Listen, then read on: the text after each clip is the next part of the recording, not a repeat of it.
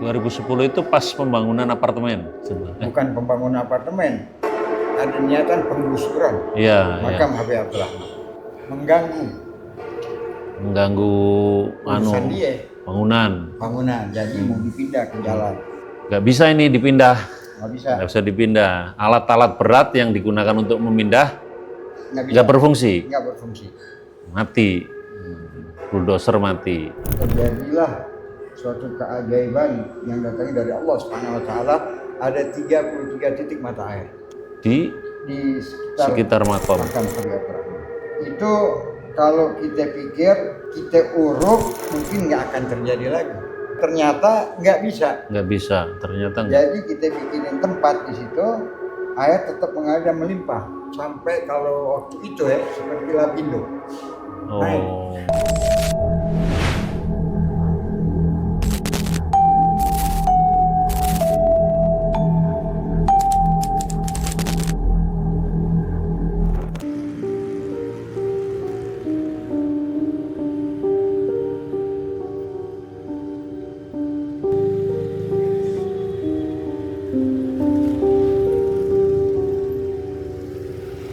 Alhamdulillah malam hari ini saya ini rombongan nih, banyak yang biasa ziarah di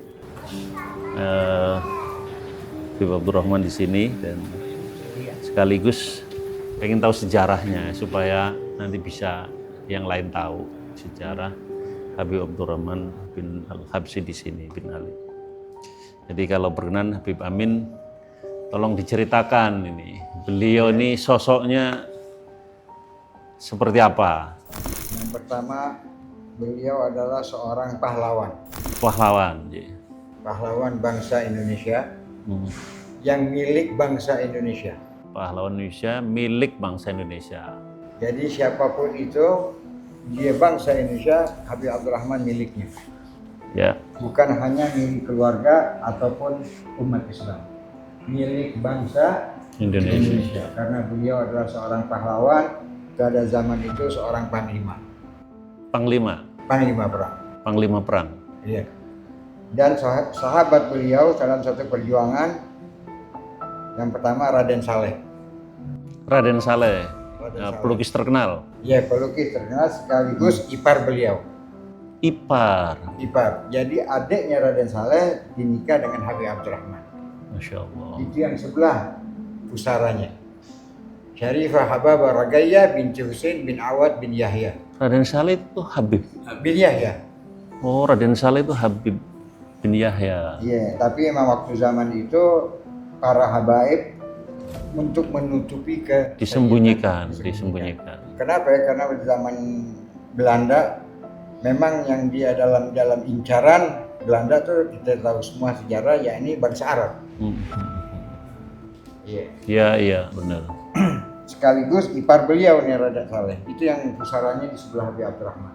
Namanya Syarifah Ragaya. Adiknya Raden Saleh. Dari beliau Habib Abdurrahman tidak mempunyai anak.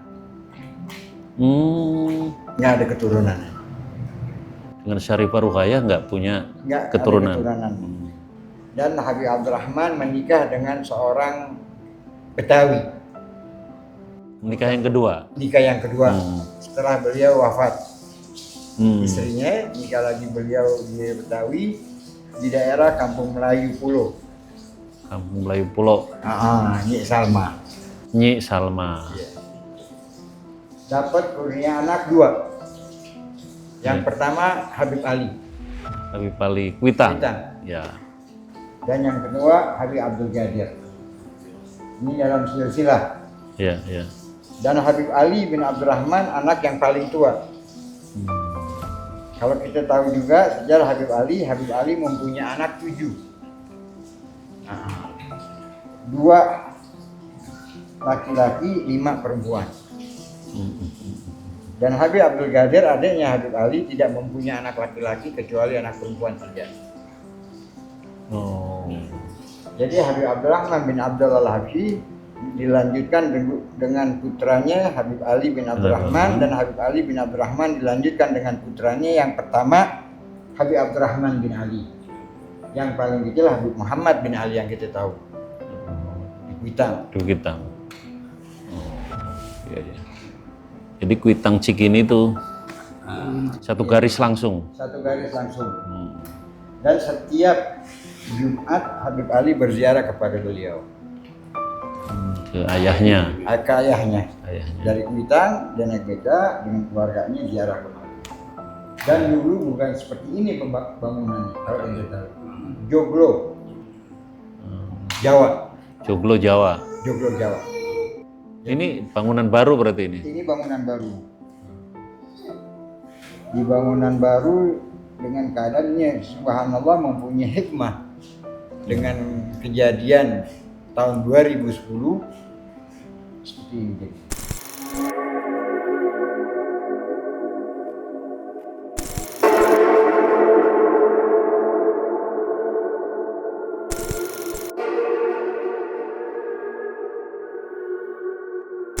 2010 itu pas pembangunan apartemen. Bukan pembangunan apartemen, ada niatan penggusuran makam Habib Abdurrahman. 2010 itu ada upaya menggusur makam ini. Pada saat itu masih joglo ya. Betul. Nah, gitu. Untuk keperluan pembangunan. Untuk keperluan pembangunan. Iya. Sebab beliau ini adanya di tengah. Di antara apartemennya adanya di tengah, persis di tengah. Mengganggu bangunan, jadi mau dipindah ke jalan ke sana. Iya. Alhamdulillah dengan pertolongan Allah, berkatnya Rasulullah dan karamahnya beliau, kita bertahan. Sampai terjadi sesuatu hal yang ente orang semuanya tahu dalam berita. Dalam berita diceritakan dulu waktu mau digusur, nggak bisa ini dipindah. Nggak bisa dipindah. Alat-alat berat yang digunakan untuk memindah nggak berfungsi. Mati. Bulldozer mati. Subhanallah. Aroma beliau. Jangan keluar air terus gimana? Nah, kita ceritain. Jadi waktu dalam pengangkatan nggak bisa, terjadilah suatu keajaiban yang datangnya dari Allah Subhanahu Wa Taala. Ada 33 titik mata air di sekitar makam Habib Abdurrahman. Itu kalau kita pikir kita uruk mungkin nggak akan terjadi lagi. Ya, normalnya kalau ada air keluar dari tanah diuruk habis. Faktanya ternyata nggak bisa. Ternyata nggak. Jadi kita bikinin tempat di situ, air tetap mengalir dan melimpah sampai kalau waktu itu seperti lapindo. Jadi kita buang. Nyembur. Jadi kita buang, kita sedot, kita buang sampai ke kali, sampai jadi empang nih dulu. Iya. Sampai ke kali. Dan itu tetap kita masih dalam negosiasi dengan yang manajemen apartemen. Yang bangun apartemen. Subhanallah, semuanya berjalan dengan sunnatullah. Ini hikmahnya. Kita nggak lihat ke belakang, tapi kita lihat yang akan bagaimana ke depan.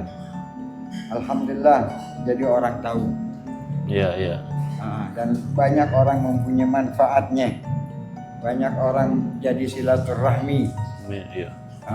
Dengan adanya ini semuanya. Dengan itu menjadi semacam wasilah. Jadi orang jadi tahu dan akhirnya berduyun-duyun menziarahi Habib Abdurrahman. Yang dulu orang tidak tahu. Yang lebih terkenal Habib Ali Kuitang. Anaknya. Putranya. Putra beliau.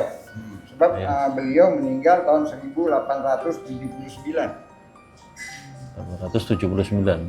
Abad 19. Dan insya Allah nanti tanggal 8 Februari kalau beliau. Monggo. Di sini? Iya. Insya Allah. Insya Allah mudah-mudahan kita dapat kemudahan dan kelawangan waktu untuk hadir oleh beliau.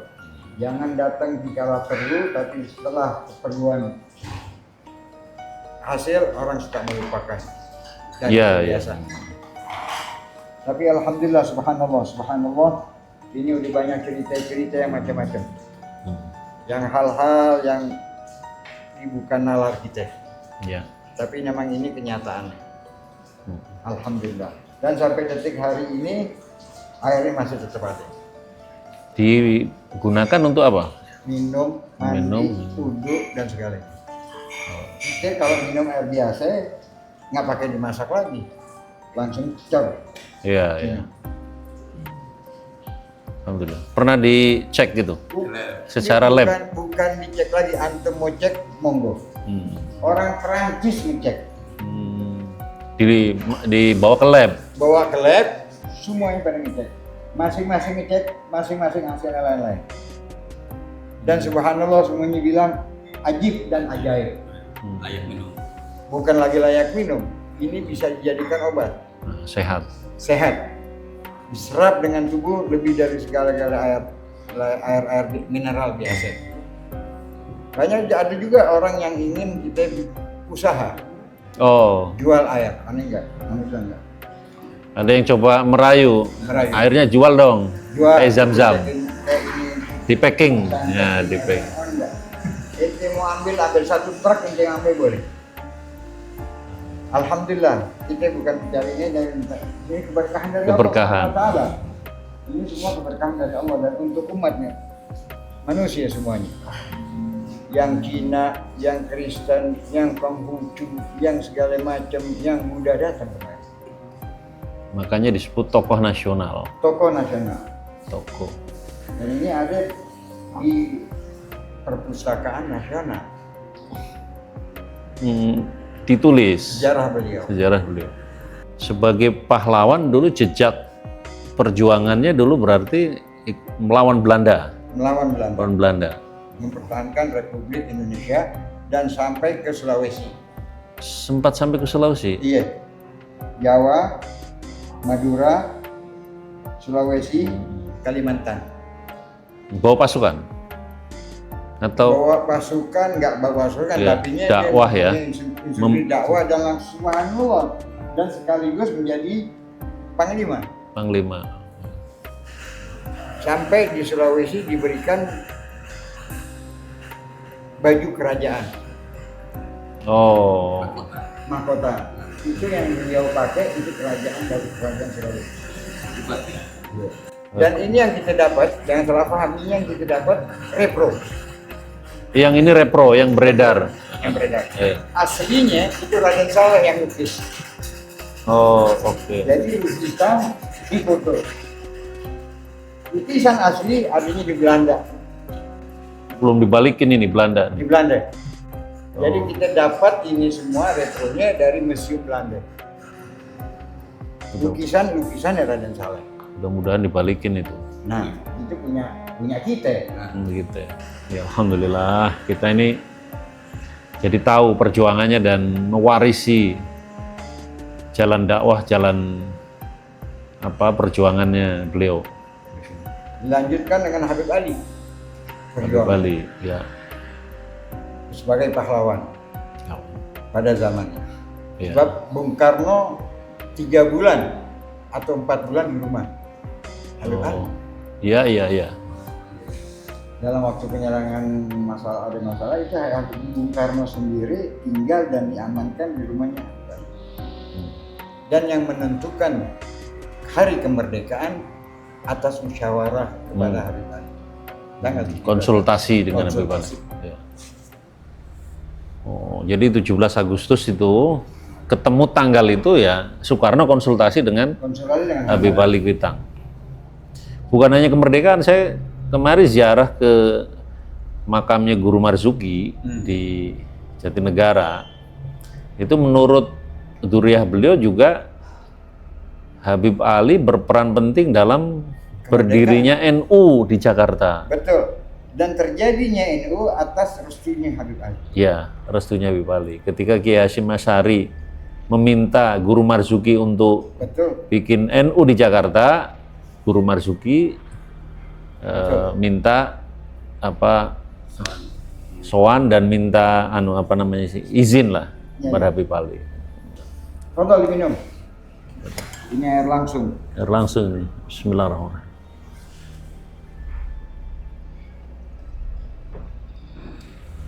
yang dari Madinah datang, yang dari Mekah datang, yang dari Emirat datang, yang dari India, yang dari Amerika, yang dari Australia, yang dari Prancis datang untuk ambil air.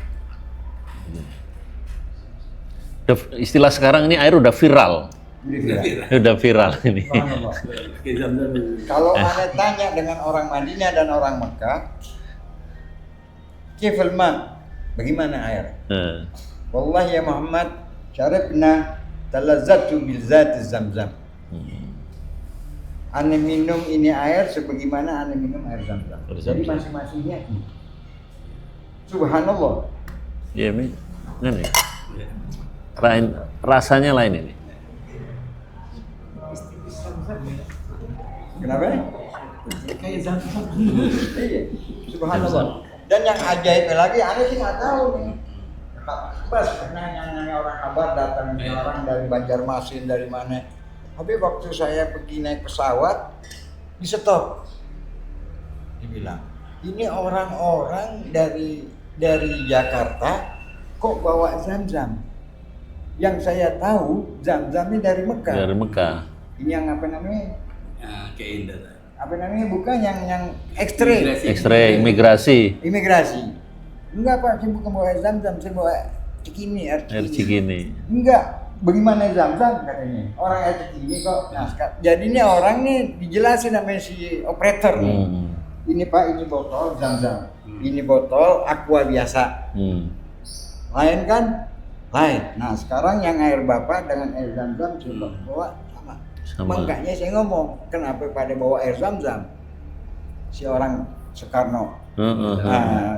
Airport nih. Yang bagian X-ray. Wallahu a'lam bishawab. Anu juga sih belum pernah naik pesawat pakai tapi banyak orang yang ngomong begitu. Kita ingat sekali wallahu a'lam bishawab.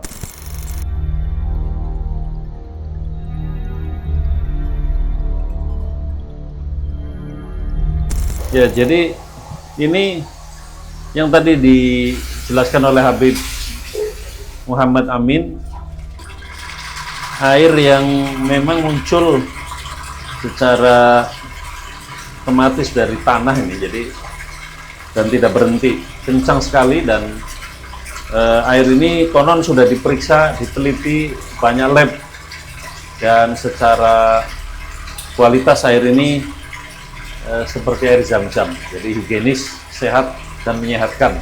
Jadi makanya banyak yang mandi di sini, minum untuk keperluan-keperluan masak dan lain-lain. Jadi yang ziarah ke makam Habib Abdurrahman Al-Habsyi di Cikini boleh mandi di sini dulu atau ngambil air untuk keperluan minum. Kencang sekali nih, kencang sekali.